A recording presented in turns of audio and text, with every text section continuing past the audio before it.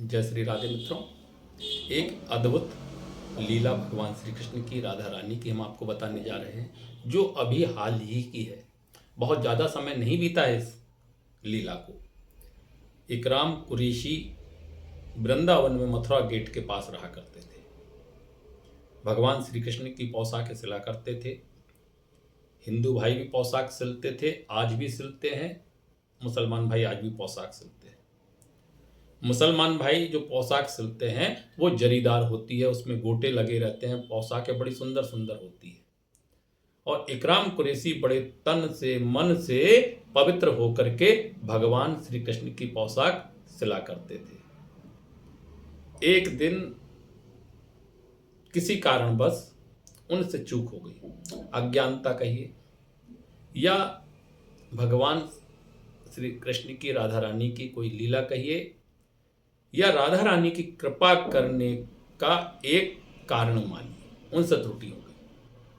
उन्होंने कपड़े के चयन में थोड़ी सी गलती कर दी। इस बात का ध्यान नहीं दिया कि कपड़ा किस रंग का है और गोटा और जरी किस रंग की लगनी चाहिए। यह त्रुटि हो गई। पोशाक सिल गई। सिलने के बाद उन्होंने रख दी। रात्रि में विश्राम करने लगे। अचानक क्या देखते हैं, राधा रानी उपस्थित हैं। भाव विभोर होकर के राधा रानी के दर्शन कर रहे हैं। राधा रानी ने कहा, हे इकराम, तुमने आज बहुत बड़ी गलती की। देखो, ये जो इस कलर की पोशाक है ना, हमारे ठाकुर जी को पसंद नहीं है। ये जो जरी तुमने लगाई है ना, ये उनको पसंद नहीं है।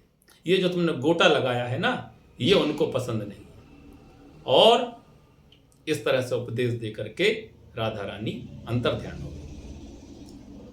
बस फिर क्या था, इकराम कुरैशी की तो आंखों से अश्रुधारा बहने लगी। आज राधा रानी उन पर रीझ गई। यह उनके कर्म योग का फल है। देखिए भक्तों,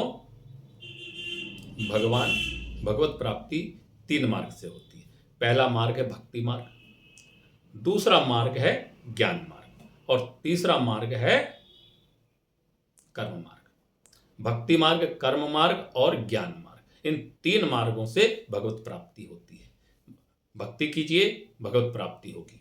कर्म कीजिए, धर्म के प्रति भगवत प्राप्ति होगी। ज्ञान स्वाध्याय कीजिए, भगवत तत्व की प्राप्ति होगी, ज्ञान तत्व की प्राप्ति होगी और भगवत प्राप्ति होगी। बस अहंकार नहीं होना चाहिए। इकराम कुरैशी को किसी प्रकार का कोई अहंकार नहीं था। तन मन से शुद्ध होकर भगवान की पोशाक सिला करते थे और बिल्कुल तन मन से लगे रहते थे। नींद खुली तो उन्होंने देखा कि सारी पोशाकें बिखरी हुई है उनकी, और वह पोशाक जो सबसे ऊपर रखी थी, उसी में उन्हें लगा कि यहीं पर त्रुटि हो गई, यहीं पर गलती हो गई। देखिए, भगवान कभी भी अपने भक्तों में भेद नहीं करते कि वह हिंदू है, वह मुसलमान है, वह सिख है, या वह किसी अन्य जाति या वर्ण का है। भगवान के लिए तो सारे भक्त एक जैसे होते हैं।